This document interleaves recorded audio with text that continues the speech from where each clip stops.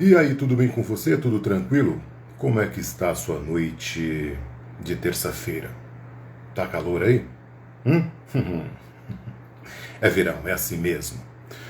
Nesta live de hoje vamos falar de um meio de comunicação importantíssimo. Na década de 50, quando a TV chegou aqui no Brasil, foi um sucesso e de lá até aqui nós tivemos um pequeno vislumbre da dimensão sonora da imagem.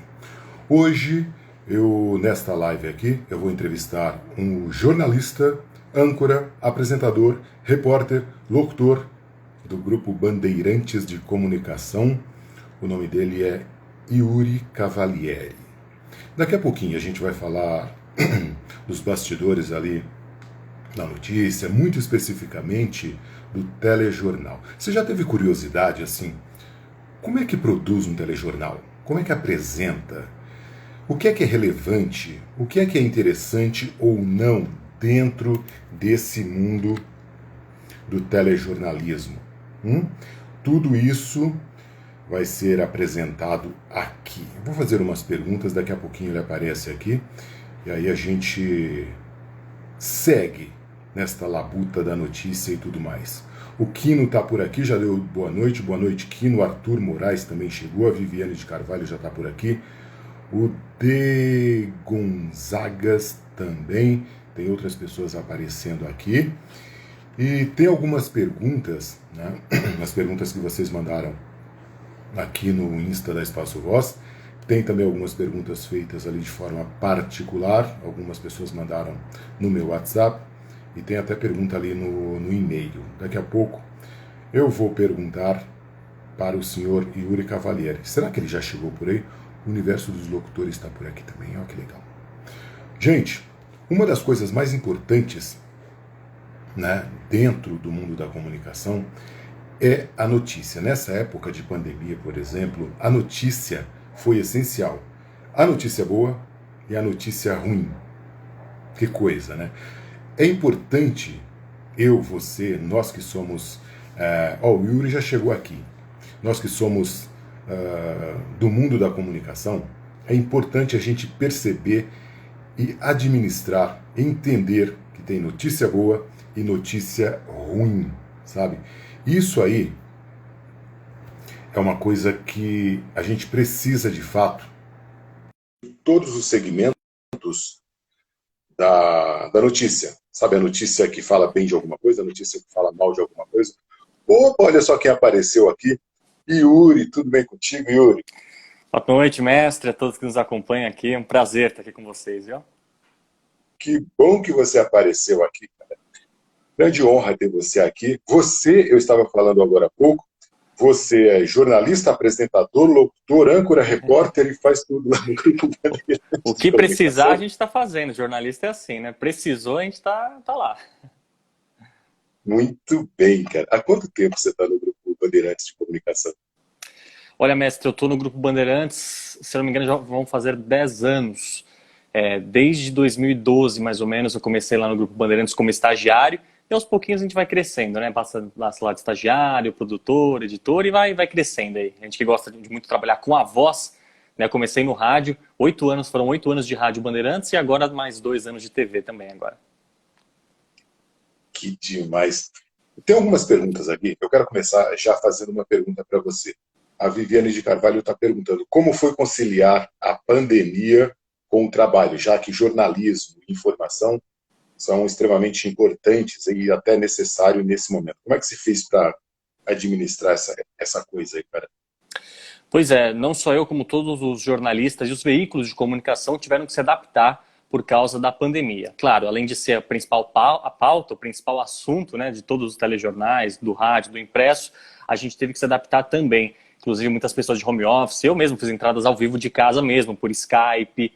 A gente teve que se adaptar, né? Um pouco metade da redação presencial, outra metade em casa, utilização de máscara, distanciamento na própria redação, a gente teve que, né, distanciar os equipamentos, os monitores. Então realmente foi uma transformação, tanto técnica quanto profissional. né? Também, por exemplo, quando a gente vai para a rua, vai fazer uma sonora, entrevistar alguém, não podia chegar mais tão perto, às vezes tinha que passar, né, álcool no microfone, na espuma. Então, realmente, assim, foi uma transformação total a pandemia para o meio jornalístico.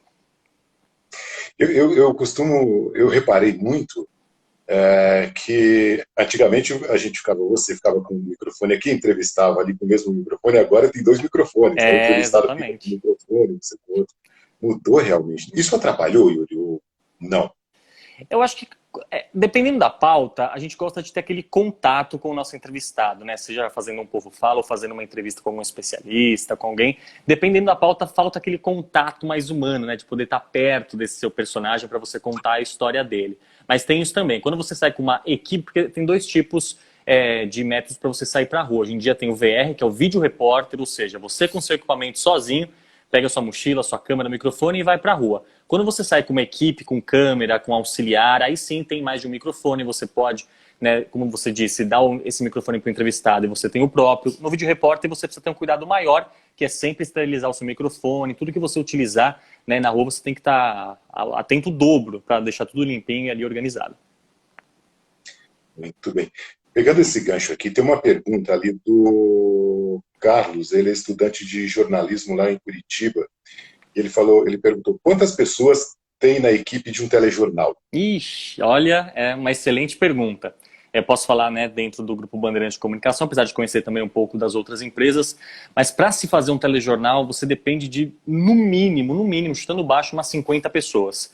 Realmente a redação precisa ser grande. Por exemplo, a Band, no Jornal da Band, existem 10, 12 editores. Aí você coloca o pauteiro, o produtor, o editor de texto, o editor de imagem, o fechador, o grupo de rede. Atualmente eu também trabalho na coordenação de rede da Band. Então, assim, a gente tem a ligação com todas as praças. Praças são as sedes da Band em outros locais. Brasília, Rio, Salvador. Então, assim, é muita gente envolvida para fazer um telejornal. E é um trabalho de formiguinha. Desde a pauta, passa para o repórter, o editor de texto, até sair lá para a televisão, passaram por várias mãos. Tenho a certeza disso. Muito interessante. Outra coisa, eu vou continuar com as perguntas aqui, que é o seguinte. O Luiz Santos, estudante de letras aqui de São Paulo, ele está perguntando, o repórter, ali numa externa, ele lê a notícia ou a notícia é decorada ali na frente da câmera, no ao vivo, por exemplo? Olha, como eu disse, eu trabalhei 8 anos no rádio. E o profissional do rádio tem uma articulação e um improviso muito maior do que quem já nasceu na televisão. Então, né, por experiência própria, eu não gosto de decorar texto, eu não gosto de ler. E geralmente em link ao vivo você não lê, porque você não tem um TP num link ao vivo, né? A câmera é você. Então te chamaram no ponto, você dá a notícia. E aí você organiza na sua mente os principais pontos, né? Aquele lead, quem, onde, quando e por quê, e você vai organizando o seu texto mentalmente. Eu, como vim do rádio, gosto muito de improvisar. Eu gosto de ler a notícia, entender o que passou e eu mesmo crio o meu texto. Então, eu não leio nada. Tudo realmente 100% no improviso. É bem melhor, acho que facilita até para o repórter se expressar. Porque se você quiser decorar um texto, você pode errar, você vai se perder. Então é bem mais fácil você ir no improviso. Verdade. Aliás, o que você falou é muito importante. O pessoal do rádio tem realmente esse poder de improviso, tá ali no sangue, né? E às vezes, eu já vi, inclusive, um repórter ou outro aí se perdendo no texto decorado e fica assim, Exatamente. Porque é aquilo, tá tudo no esquema certinho. Por exemplo, no primeiro jornal, quando eu faço os links ao vivo, na maioria dos dias eu falo sobre 7, 8 assuntos diferentes, que são vários links ao longo do jornal. Então, eu preciso estar ciente de todos os assuntos e saber o mínimo. Então, às vezes, eu coloco um papelzinho lá no canto com 3, 4 palavras-chave. O nome da pessoa, o que aconteceu. Batendo o olho ali, eu já vou conseguir criar um texto. Então, se eu escrever um texto e decorar aquilo, eu posso me perder. E outra, às vezes o seu texto não vai começar pelo que você pensou, né? O apresentador pode te chamar assim, Yuri, mas qual é o estado de saúde da vítima? Para mim, essa era a última informação. Então, você tem que improvisar. Você tem que saber o que você vai falar e aí sim montar o seu texto no ar. Vai ficar muito melhor o improviso, com certeza. E claro, para isso tem que ter muito treino, né? Pega uma notícia, lê ela e tenta fazer você mesmo no espelho, em casa, falar ela para você. Você vai começar a ter uma capacidade maior de improviso. Isso vai fazer total diferença para um repórter. Muito bem. Um repórter, quando ele sai com a equipe para uma externa, para gravar fora, geralmente vai naquela van, naquela viatura lá da emissora, Quantas pessoas tem numa equipe daquela ali? 4, 5? Como é que funciona esse negócio? Tem um monte de alunos meus que ficam perguntando. Quando você vai com uma equipe, geralmente você tem um câmera, um auxiliar e você. Geralmente são de 3 a 4 pessoas. Até 4 pode ser que você seja também. Tem vários tipos de equipamentos, né? Então você tem a câmera e também esse auxiliar para ajudar lá, tanto na segurança, na aparelhagem, para carregar, para montar, para testar, e o repórter. O repórter não, geralmente ele pega um motorista por aplicativo, vai para a pauta por ele mesmo. Hoje, a maioria das empresas, 70% dos repórteres são vídeo repórteres. Aquela coisa de só equipe na rua não existe mais. Ainda tem, mas fica com mais prestígio, com mais tempo de casa, geralmente. A nova geração. A transmissão aqui tá ruim, Yuri, tá com certeza cortando aqui. Mas vamos fazer o seguinte, entendi direitinho. Então, a comunicação está falhando aqui. Vamos fazer o seguinte, eu vou te fazer uma outra pergunta aqui, já voltou ao normal aqui. Opa, desculpa, professor, travou. Acho que travou aqui. Travou. Isso. Acontece mesmo, né?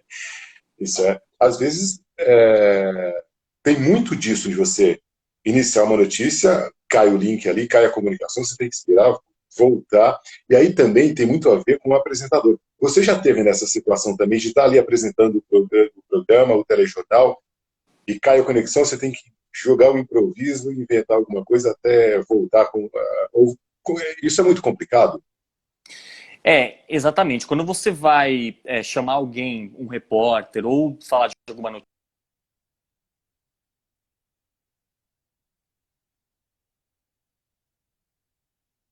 ou quando você vai apresentar algum tipo de programa, seja no rádio, na televisão, é extremamente importante você estar ciente de todos os assuntos. Porque quando uma ligação cai, um link cai, você precisa dar a introdução, você não vai